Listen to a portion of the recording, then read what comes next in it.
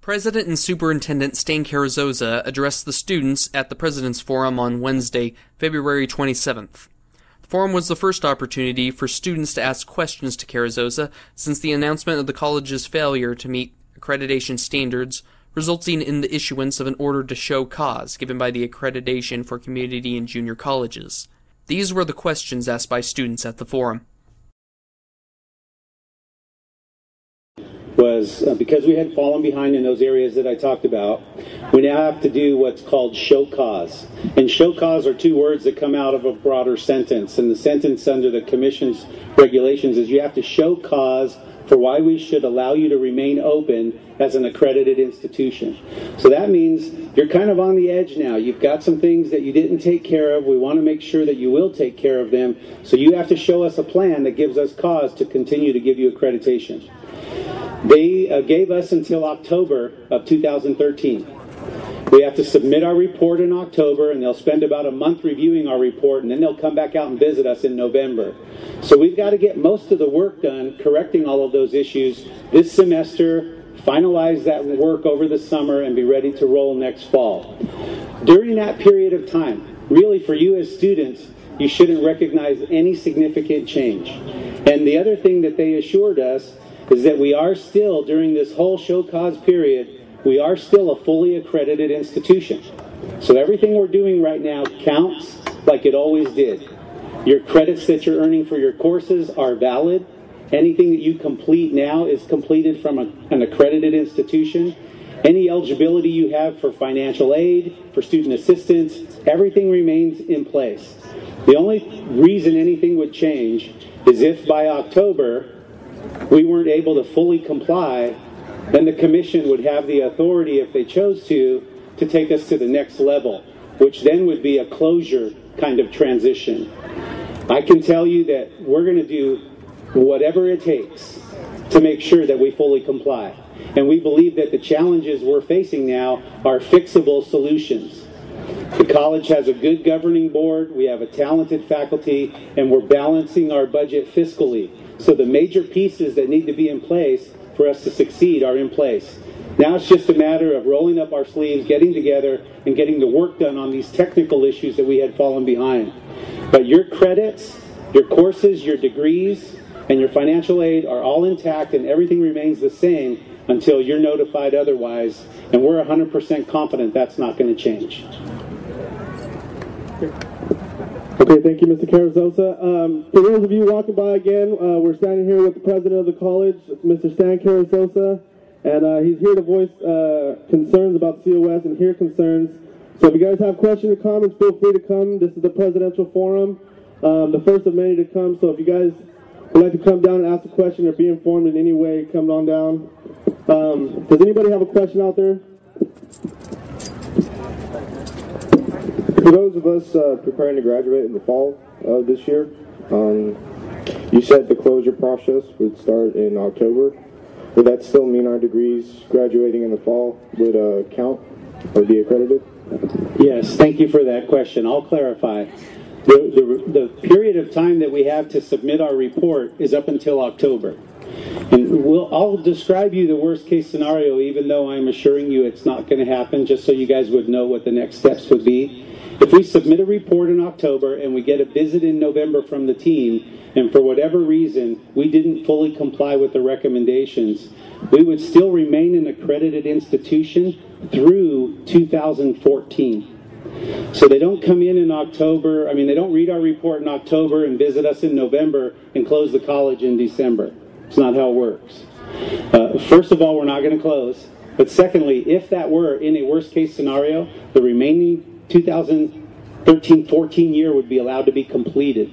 And then even for you as students, anything that you were in the progress of here, if you were midway through your degree, midway through your matriculation, midway through your transfer or your certificate, you would have a plan, you would have an assurance from the college that you would be transferable to another comparable institution. Your coursework is not going to be lost under any circumstances.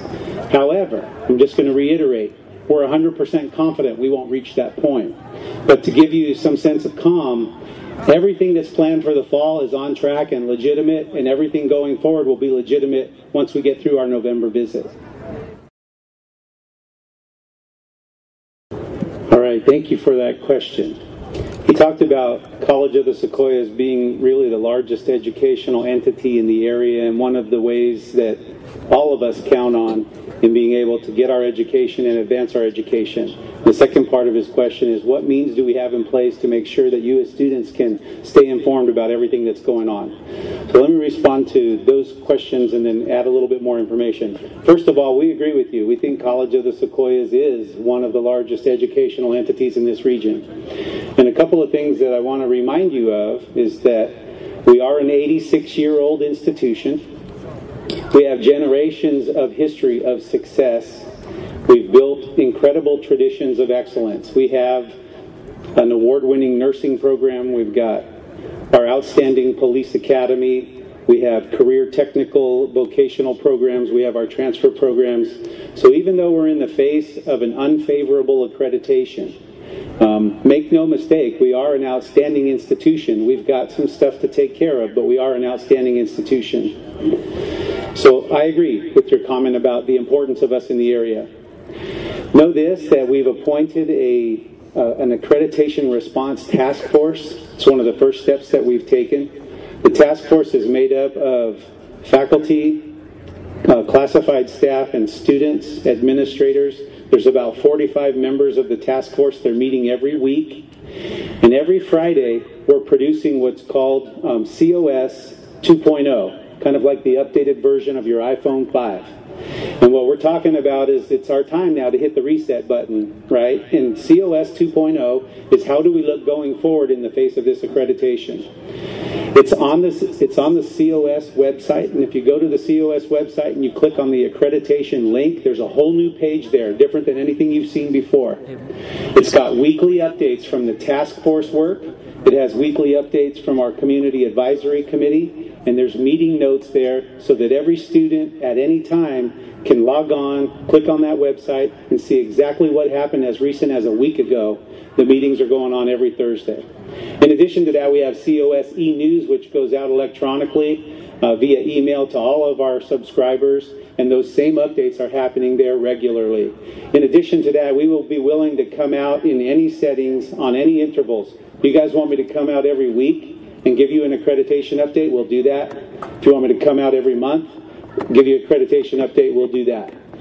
So what I'm sharing with you is we have a full court press on. You have a faculty that cares about this institution, a community that cares about this institution, and a group of students that care about this institution. We're not going to let College of the Sequoias fail.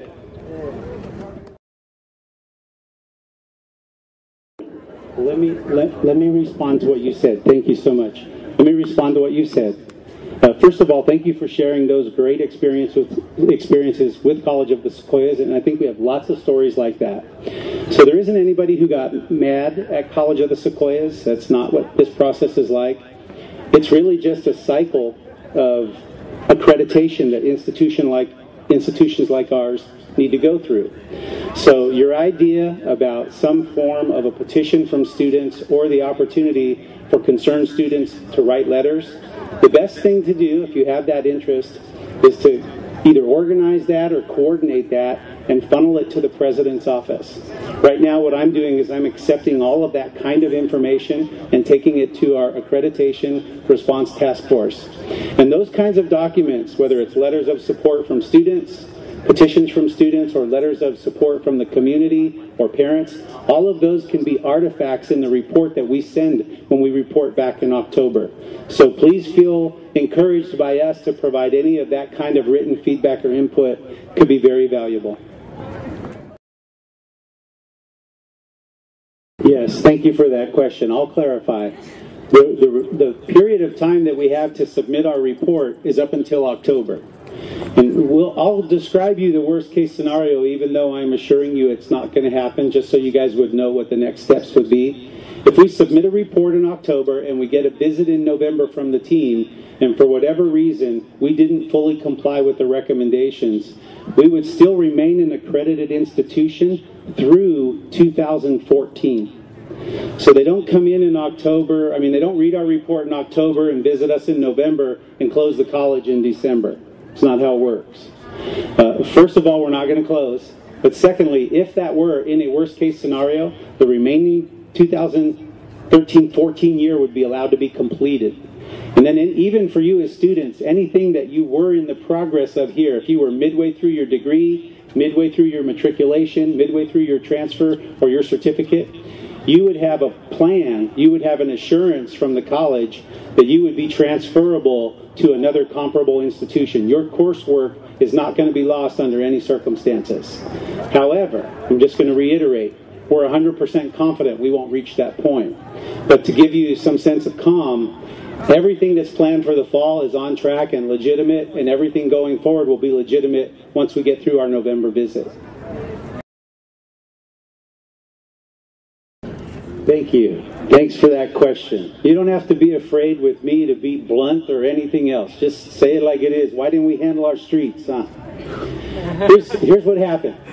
We go through accreditation every 6 years. It's an important process because in order for us to be a viable institution, we have to be accredited. For you to be getting your credits here and having them transferable to a CSU, a UC, a private college, or for any certificate that you get from College of the Sequoias to be valid, we have to be an accredited institution. So the accreditation is important. It's a big deal. What happened 6 years ago, we went through accreditation. We had a number of things that we did very well on, a number of things. But there were 5 key areas that we got recommendations. The visiting team that comes in measures all of our programs. The recommendations they gave us were in the areas of institutional efficiency and effectiveness, how we operate, how we communicate, how we make decisions and plan. And the other area we got recommendations on have to do with what's called student learning outcomes. And it's the responsibility now of community colleges under the law to develop and test and review student learning outcomes for each of the courses that faculty offer on our campus. We had a report in 2006 that actually put us on warning. That's one of the levels of sanction that you can get. So we knew in 2006 we were a little behind in these areas. So we got on warning. What happens when you get put on warning is you have to give an annual report then every year. So we wrote a follow-up report in 2007 and we shared with the commission, here's the progress we're making on those 5 recommendations. We wrote another report in 2008 and then we wrote a report in 2009 and they came out for a midterm visit. So 3 years into our 6-year cycle, they came out again and spent a day and checked up on us. And what we were able to show them on paper is that we were making pretty good progress. So what they were expecting when they came back in 2012, which was the last 3 years of our term, is that we would have completed all that work. The challenge we faced is that during that same period of time, and I'm not making excuses, but I'm telling you my observations, during that same period of time, we had passed the 3 property taxes, one in Hanford, one in Tulare, one here in Visalia. We had done a modernization of this entire campus for construction, including 3 new buildings. We had built the new Hanford campus and got it started. We just completed the new Tulare campus and got it started. So the board and the administration were focused on monitoring hundreds of millions of dollars of taxpayers' money to improve the facilities for our institution. And then right in the middle of that in 2009, we hit the worst economic recession in the history of the state, and we started dealing with budget cuts. So how do we reduce courses? How do we reduce faculty? How do we reduce services? So a lot of attention went into the expansion of the campus and then trying to manage the budget cuts. And unfortunately, in the meantime, those areas of student learning outcomes, we didn't make enough progress. Plain and simple. We got some work done, but we didn't get enough done. And when they came back, 6 years later, they went, wait a minute, in 2009 it looked like you guys were on track. We got here, you're not finished. We've given you a warning, and you had 6 years, so now it's time to handle your streets. Now you got to get it together. So we have a full court press on now to recover that lost time. Thank you. If for some reason the College of the Sequoias was not able to meet all the compliance requirements and had to close, remember our 2 campuses, Hanford and Tulare, are extensions of this college. We're one college with 3 campuses, so anything that would happen to one campus would happen to all 3. So the good news for me is I can assure you that if I'm telling you the Visalia campus will remain open, that means all 3 of our campuses will remain open as we comply with our accreditation. Okay, the 45-member task force meets every week, and in between those weekly meetings, the group has been broken up into subgroups. So of those 45 members, we're in smaller groups now, 6 or 7 different groups, and each of those smaller groups are focused on one of those areas, those 5 areas of recommendation that were cited in our report. And in those 5 areas of recommendation, there might be several standards that we didn't reach. So these subgroups are focusing on one chunk of that, each subgroup. In between our weekly meetings, they're reaching out to the rest of the faculty and student body. By the way, we have students on the committee now. I think by this week we'll be up to 6 student representatives out of a 45-member committee, which is a good number.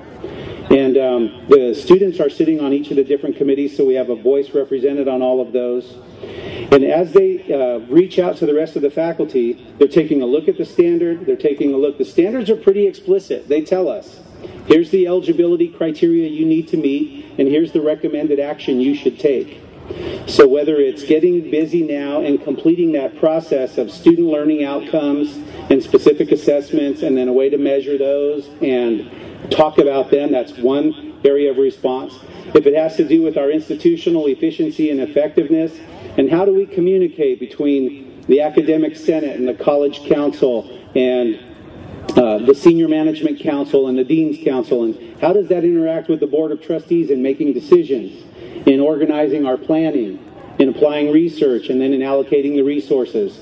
That's the kind of stuff that we do on our campus, but when the team came to visit, we didn't have it tightly coupled. We didn't have clear connections between those so that an outside visitor could pull up a chart or a booklet and say, oh, here's how planning and decision making and resource allocation works at this institution. So we're getting all of that tightened up now, written down and put into diagrams and clarifying those points. And wherever we've had breakdowns in the past, we're fixing those breakdowns to make sure that the system works.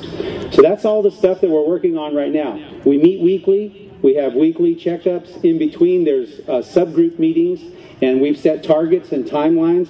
And because we have summer coming up, we're going to try to get the bulk of this response work done by the end of May, first part of June, so that any staff who aren't here for summer don't miss out on the opportunity, and any students who aren't here for summer aren't going to miss out on the bulk of the progress that we're making. When we come back after summer, we'll refine that plan just a little bit. We're updating our school board every month at their meetings. The college board will have a public report every month. And then in September, we'll be bringing that final report to the board for public review. And then after that, it goes on in October. So we've got a pretty good plan to get the work done. Sure. The task force was actually appointed by the president's office, and I sought consultation from all of our senior managers, and we sat down. The first thing I did is I talked with the chairman of the accrediting commission, Dr. Barbara Bino. She's the chairperson for the commission who gave us our sanctions, and I asked her, how do other colleges approach responding? And she gave me some thoughts and input and ideas. And then we talked to a couple of the other community colleges, Cuesta Community College in particular, who have recently gone through this process.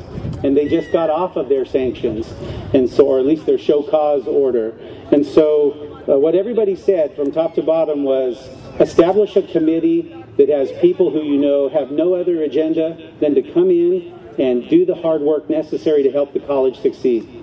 Don't allow your committee process to become a forum for any other issues. If you've got other things you're working on your campus, whether it's contract negotiations or personnel matters, solve those in the appropriate settings outside of your task force, but make sure your task force has people who want to come in and focus solely on getting the issues resolved. So we put our heads together and we generated names of faculty, staff members, and we recruited names of students to participate. And we sent out personal invitations, and everybody who accepted was appointed based on having received that invitation. Remember, though, and I told everybody this at the first meeting, just because we're the task force doesn't mean we're special. we still have to go out now in our subgroups, and we have to hook every other group we can. So anybody who isn't on the task force can still have plenty of opportunities to participate. In fact, we need you to participate or we won't get all the work done. So the task force is just kind of the steering committee, and then from there we do outreach to get more folks involved. That's a really thoughtful question. Thank you for that.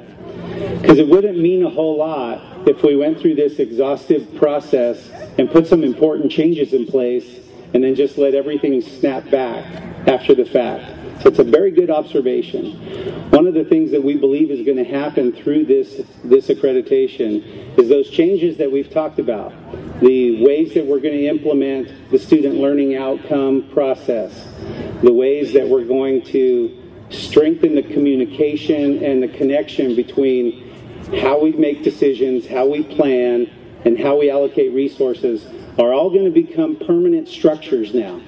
It's not just something we're going to put together on paper to get past the review and then put it up on a shelf and forget about it.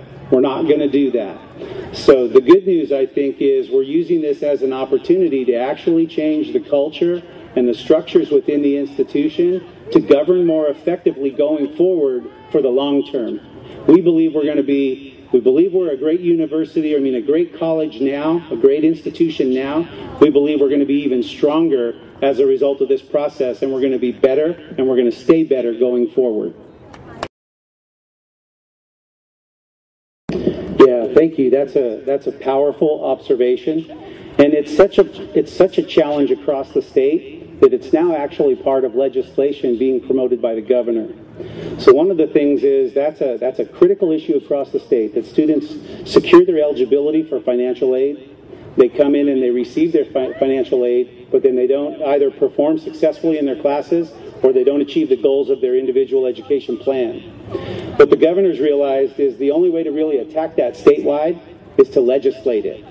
So what's happening in the governor's proposal is there are now the beginning of criteria that are going to be put in place under the law that says how you will receive your financial aid, not your whole check at once, for example, but your financial aid in increments, and those increments will be based on your successful completion. So you might get a portion of your financial aid enough to start and sustain yourself for semester 1, but you don't get semester 2 unless you do successful on your GPA, you pass a minimum number of classes, you have no drops, no withdrawals.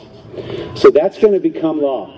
And it's something that, it's kind of been taken out of our hands, but in some ways, because it's a statewide issue, that's probably one of the things that is better legislated, and that way we're all, at community colleges, we're all treated the same. No individual can feel like they're singled out.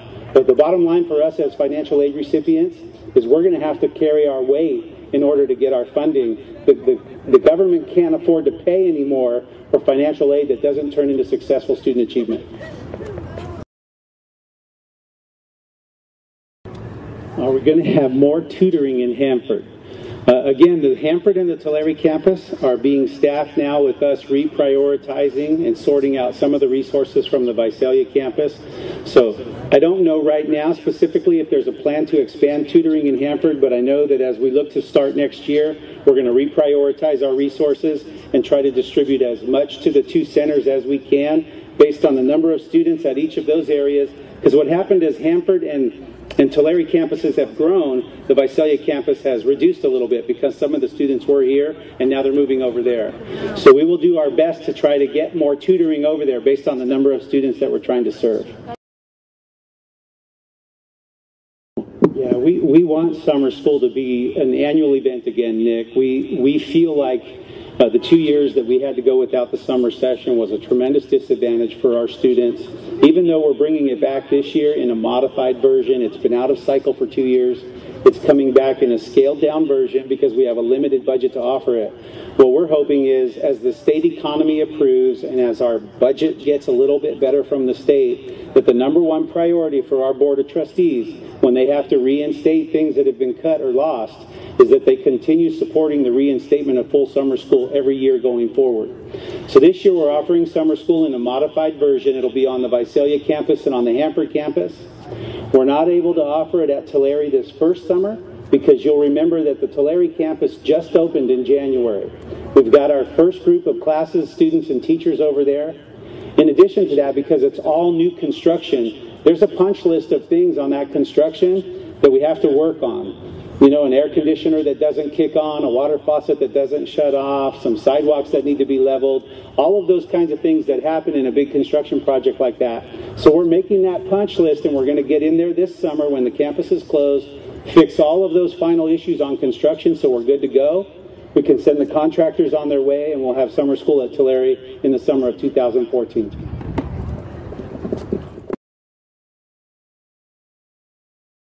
We've got a couple of reasons. One is we're trying to get the technology fully installed. There's a nice set of new modern technology that's going in, but the installation of multiple portals for technology and getting them all tied into the district-wide software and everything else, with just a handful of technicians working on it, takes a little bit of time. Second thing is we've had to, because we don't have a lot more money, and even though we grew, we didn't grow with additional resources. We grew with our budget actually being cut.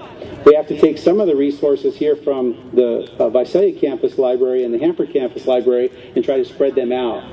So we're looking to get not only all the online accesses available and the bookshelves a little bit more equipped, but to get enough staffing resources over there to be able to open it and have it be consistently open for students.